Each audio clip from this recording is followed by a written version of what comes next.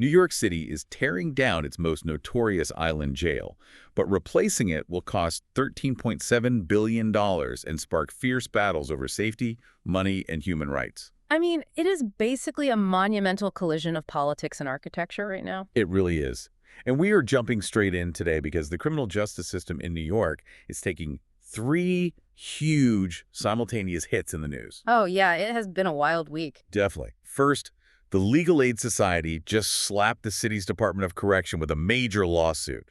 They're claiming the city is illegally locking people in solitary confinement for up to 24 hours a day. Which is a huge deal given the state laws. Right. Second, Mayor Zohran Mamdani just dropped a strict 45-day deadline for the jails to actually comply with that state solitary ban. Yeah, the clock is ticking on that one. And third, to actually start emptying Rikers Island, the city finally opened up a first-of-its-kind therapeutic housing unit at Bellevue Hospital. To get the most severely sick inmates out of the jail completely. Exactly.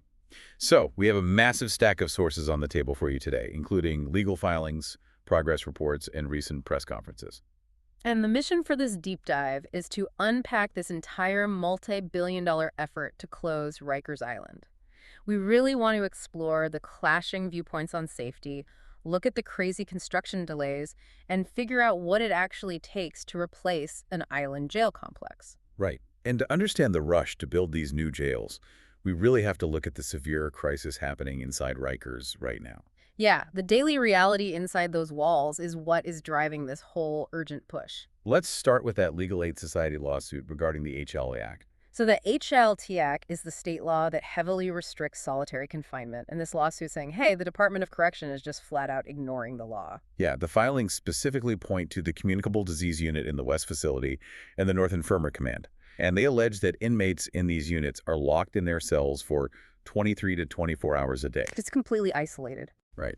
No religious services, no basic programming, nothing. And the really crucial detail here is who these people are. The HALT Act has specific protections for what they call a special population. Right. People who are especially vulnerable. Exactly. We are talking about individuals with chronic, severe illnesses or physical disabilities. Under the law, you absolutely cannot put these people in solitary confinement because it causes irreversible damage. And the examples in the sources are just brutal. Like they highlight a 66-year-old man with stomach cancer who was in a wheelchair. Wow. Yeah. And another person is 37 years old, has severe asthma, and uses a prosthetic leg. And the claim is that both of these men are locked down almost all day long. It is hard to even picture that. And, for a long time, the city just actively fought against these restrictions. Former Mayor Eric Adams actually challenged the solitary ban in court. Right. He basically used emergency declarations to bypass the law, saying the jails were in a state of crisis. Exactly. But now, Mayor Mamdani is pivoting sharply.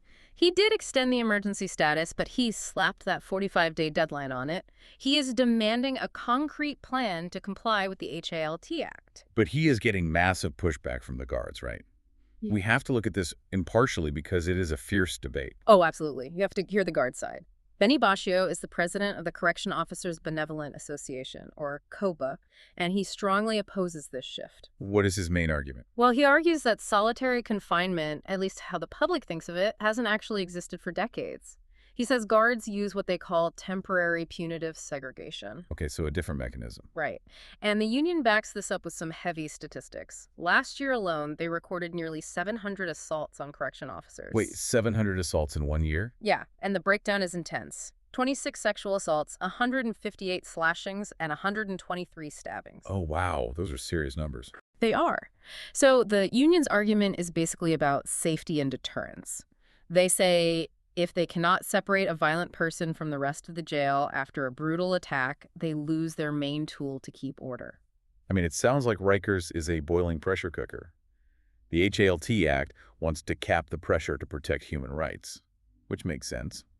But the guards are saying if you do that without turning down the heat, meaning the violent attacks, the whole thing explodes. That is a great way to put it. So how does the city actually balance those two real dangers? Well, their immediate fix is to create a sort of medical escape valve, since Rikers is essentially functioning as a de facto mental health facility. Which is a crazy statistic on its own. Right. It is literally one of the largest mental health facilities in the country. So the city's plan is to physically remove the most medically fragile inmates from the island. And that leads us to the new unit at Bellevue Hospital, the Outposted Therapeutic Housing Unit, or OTXHU. Exactly. This place actually sat empty for 15 months because of bureaucratic issues. Seriously, 15 months. Yeah, but it is finally open now. It provides 104 beds specifically for patients with acute conditions and serious mental illness. Which is huge, because getting health care on Rikers sounds impossible. The sources say it can take 12 to 14 months just to get a regular appointment. It is a logistical nightmare. Rikers is an island. Moving an inmate to a clinic means coordinating guards, secure transport, and navigating multiple checkpoints. And when they finally get there, they're often treated in an old, retrofitted bus depot. Treating cancer in a jail bus depot sounds like trying to perform surgery in a subway station. Yeah, and because that process is so grueling, a lot of inmates just refuse life-saving care. They would rather not go. That is heartbreaking. So Bellevue changes that completely. Entirely. Because now you are securely housed inside a world-class hospital. If you need a cardiologist or an oncologist, they just take an elevator up to you. And they are expanding this, right? Mm-hmm. The city plans to open 144 beds at Woodhull Hospital and 92 beds at North Central Bronx by 2029. Yep, bringing the total to 340 therapeutic beds. Okay, but let me push back on the math here. Moving 340 people sounds great, but Rikers has over 7,000 people. Does moving 340 people actually make a dent in closing the island? Raw numbers-wise, it sounds tiny. But you have to think about resources. Those 340 people require a massive amount of staff time, medical transport, and crisis management. Oh, I see. So it frees up the guards and the system. Exactly. And honestly, every single bed counts because the new replacement jails they are building are much, much smaller. Which brings us right into the multi-billion-dollar replacement plan. Moving the sick folks is a start, but to actually bulldoze Rikers, they are building 4 brand new jails in the boroughs. And that project is facing massive delays and skyrocketing costs. The numbers are staggering. The cost jumped 57%. It is now a $13.7 billion project. $13.7 billion. And Mayor Mamdani recently admitted that meeting the original August 2027 legal deadline to close Rikers is practically impossible at this point. Yeah, let's break down where these 4 new jails actually stand. Brooklyn is the furthest along, right? Right. The structural steel finishes in April 2026, but the building won't be fully done and operational until 2029. Okay, and then there is Queens. That one won't be done until 2031, and it is the most expensive facility of the 4. Yeah, and the reason for the price tag is the specialized design. It is being built to house women and gender-expansive individuals. So it needs different medical facilities. Exactly. It features a dedicated nursery and maternity medical wings. Building specialized clinical spaces inside a maximum security structure drives the costs up incredibly fast. That makes sense. And then the Bronx facility is also finishing in 2031. But the sources highlight a massive issue with the Bronx plan. Oh, the courthouse issue. Yeah. Right. It is the only new jail that does not have an adjacent courthouse. Which is wild. So every single time an inmate in the Bronx jail has a court date, they have to be loaded into a secure vehicle, driven through city traffic, unloaded, and driven back. That sounds incredibly expensive and dangerous. It creates a permanent daily logistical cost for transport, fuel, guards, and just the security risk of moving inmates through public streets. Wow. And finally, we have Manhattan. They're calling this the jailscraper. The jailscraper. It is going up right in the middle of Chinatown. And it is expected to be 300 feet tall, which would make it the tallest jail in the world. Yeah, and building a 300-foot tower in a tightly packed neighborhood is an engineering nightmare.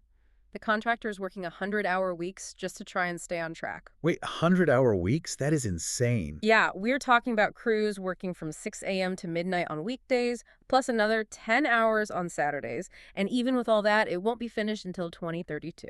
Okay, so let's unpack the math of this whole system, because the numbers really do not add up. The sources show the current jail population averages around 7,247 people. Right, around 7,200. But these 4 new mega jails, even when they're totally finished, are only designed to hold a combined 4,160 people. Yeah.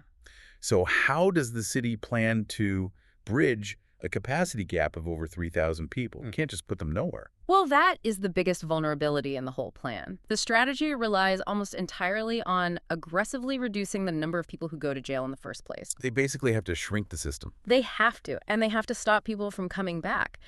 If you look at why the population is so high right now, a lot of it is systemic blockages. Like what?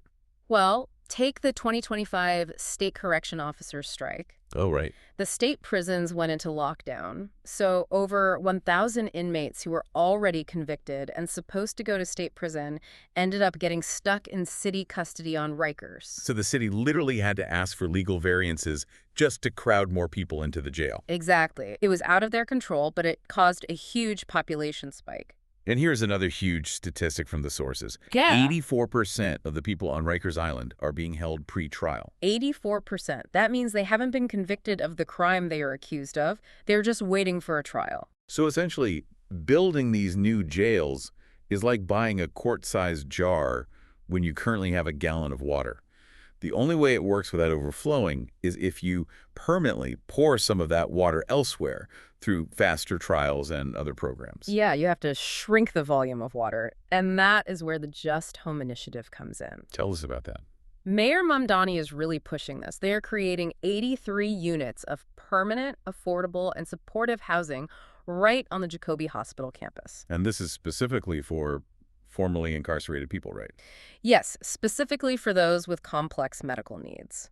Advocates like the Fortune Society argue that providing stable housing is the key. It stops the cycle. Right. It stops vulnerable people from bouncing from homeless shelters to hospitals to the streets and eventually back into handcuffs. It is basically a circuit breaker for the criminal justice system. Exactly. So if you step back and look at the whole picture today, it is quite a journey. It really is. We started with the immediate, fierce debates over safety and solitary confinement. We looked at the logistical shift toward treating sick inmates in hospitals instead of bus depots. And we mapped out this staggering $13.7 billion architectural race to replace an island complex. And it leaves you with a really fascinating thought to mull over. If changing the architecture of incarceration, like moving people from isolated island cells into hospital beds and city center high-rises, changes how inmates behave and heal, we have to wonder, will this new physical environment eventually change our society's actual definition of what punishment is supposed to mean in the 21st century? I mean, that is the ultimate question, because you are totally changing the physical space, which changes the human experience inside it. Exactly. Thank you so much for joining us on this deep dive. Keep questioning the world around you, and we will catch you next time.